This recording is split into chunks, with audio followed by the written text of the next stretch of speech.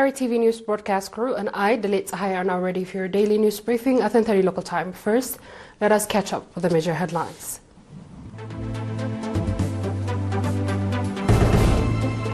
Ministry of Information holds annual activity assessment meeting.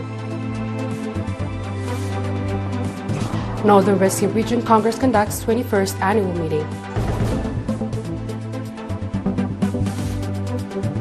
Russia and Ukraine war second round of peace talks begins in Abu Dhabi. US House passes $1.2 trillion speaking package to end government shutdowns. Proceeding with our reports. The Ministry of Information conducted its annual activity assessment meeting on 1st February in the capital to review achievements registered in 2025 and discussed the implementation of the 2026 Action Plan. The meeting, the Minister of Information, Mr. Yamana Garameskal, presented a comprehensive data-driven report outlining activities implemented during 2025, challenges encountered, and areas required further improvement. He also briefed participants of the program on the charted out for 2026. The Minister indicated that 90% of the programs planned for 2025 were successfully implemented. This included the migration of advanced media facilities, modernization and installation of the static and mobile studios, transition from SD to HD production system, as well as digitalization of archived and documents, among others. He further noted that non-implementation of some planned activities such as training programs, the full transition to HD television distribution, shortage of qualified human resources for television and radio programs transmitted in local language, and geographic limitation affecting FM radio coverage remained among the key challenges. Mr. Imana also provided an extensive briefing on the Ministry's 2026-2030 strategic plan. Participants held detailed discussion on the reports presented and adopted a number of recommendations.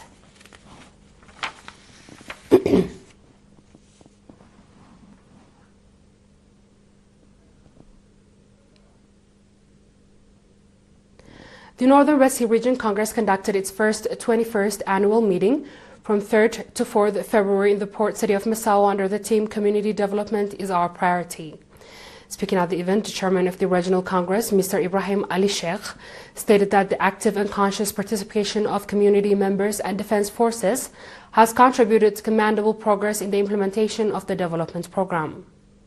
He further noted that Congress serving as a bridge between people and the government, it closely overseeing the execution of the development initiatives, and that challenges and shortcomings encountered are being addressed through continuous public consultations. Members of Northern Red Sea Region Congress conducted extensive discussion on the reports of activities carried out for 2025, including efforts to improve the livelihoods of population, renovate water diversion schemes, and expand and regenerate social service rendering institutions, among others. Various recommendations were also forwarded, including the need for proactive engagement in addressing potable water supply challenge, infrastructure and service provision, sustainable solution for renewable energy, and improvements in transportation services. The Governor of the Northern Red Sea Region, Ms. Asmarat Abraha, on her part called for strengthened efforts to ensure broad public participation in the implementation of the development programs. She particularly underscored the importance of the water and soil conservation, road renovation, potable water supply projects, and the construction and renovation of schools and health facilities. At the conclusion of the meeting, members of the Northern Red Sea Region Congress adopted a number of recommendations. Eritreans residing in Saudi Arabia, Germany, Qatar, and the Netherlands have conducted a meeting on the seminars focusing on the national development programs and ways to strengthen their participation in these initiatives. Accordingly, seminars was organized to brief nationals on the objective situation in the homeland, as well as regional development in Riyadh and its environments in Saudi Arabia, Stuttgart and Wuppertal in Germany, Doha in Qatar, and Rotterdam in Netherlands. In Saudi Arabia, Ms. Wayne Gabiher charged the affairs at the Eritrean embassy along with Mr. Wildeslassie Garamedhin, advisor to the embassy, conducted a seminar for nationals residing in Riyadh and the surrounding areas. They underscored the importance of the reinforced and coordinated participation by nationals in the successful implementation of the national development and resilience programs. Participants expressed readiness to actively contribute in the programs. Similarly, a seminar held on 31st January in Stuttgart, Germany, featured presentations by Eritrean Consul General in Frankfurt, Mr. Kibra'ab Takhaste, and the head of the Community and Public Affairs, Mr. Ta'ama Haile. The speakers highlighted regional development and emphasized the role of strong organizational capacity and improved consular services, strengthening community engagement. The seminar organized by the National Committee stressed that enhanced organizational capacity is essential for effective leadership and community cohesion. On the same date, the Eritrean Professional Association organized a health seminar for nationals residing in Wuppertal, Germany. In Qatar, Eritrean Ambassador Mr. Ali Ibrahim conducted a seminar on the nationals in Doha on 1st February. He highlighted the importance of strengthening organizational capacity and establishing sustained platform for dialogue with the community. Activity reports and challenges encountered and planned development programs were also discussed during the seminar. Meanwhile, the Nationals Union of Eritrean Women branch in Rotterdam, Netherlands, organized a workshop on 31st January focusing on the Union Constitution, member awareness, conflict resolution, organizational capacity building, and the rights and duties of members. The workshop was also organized by Mr. Ngustit Agai, branch head, and Ms. Khadija Ahmed, head of the Promotion and Information Unit. Speaking at the event, the Eritrean ambassador to European Union and Benelux countries, Mr. Nagasi Kasa, emphasized the importance of such initiatives and called for their country and sustainability. Straight ahead is our international news after a short break.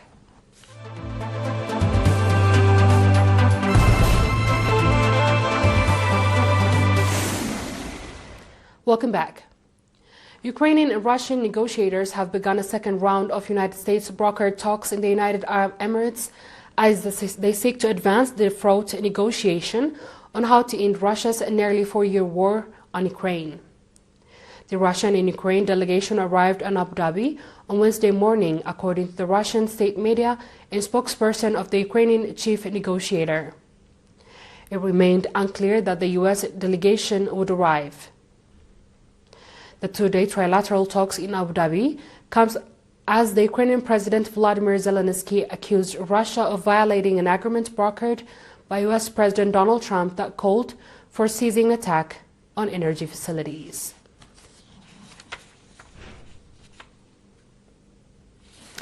The United States House of Representatives has approved a $1.2 trillion spending package on partial government shutdown.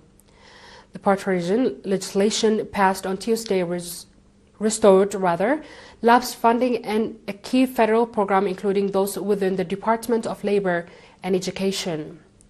Immigration was a major point of contention, and the bill temporarily extends funding to the Department of Homeland Security but leaves room for lawmakers to negotiate changes and reform to immigration enforcement in wake a federal agent killing to U.S. citizens Renee Good and Alex Preti last month. Speaker Mike Johnson said that he expects the two sides will be able to reach an agreement by the deadline. The last government shutdown lasted a record of 43 days in October and November, forlapping hundreds of thousands of federal workers and costing the U.S. economy an estimated $11 billion.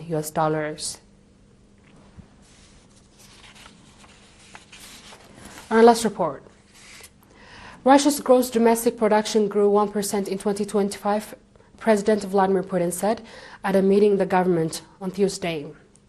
Russian President pointed out that Russia's GDP grew by 1% last year. This is below the previous growth rate, 4.1% in 2023 and 4.3% in 2024. He stated that this slowdown was not just expected, it could even be described as the man-made since the linked to targeted effort to reduce inflation.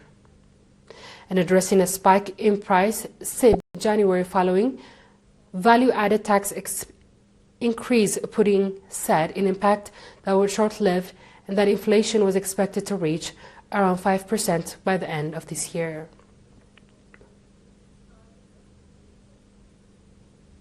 Dear viewers, we've come to the end of tonight's news. Let's have a quick recap of the headlines. Ministry of Information holds annual activity assessment meeting. Northern Red Sea Region Congress conducted 21st annual meeting. Russia and Ukraine war second round peace talks begins in Abu Dhabi. And U.S. House passes $1.2 trillion spending package to end government shutdown. And that's the news from ERi-TV studios. This has been the Let's High reporting. Thanks for watching and have a good night.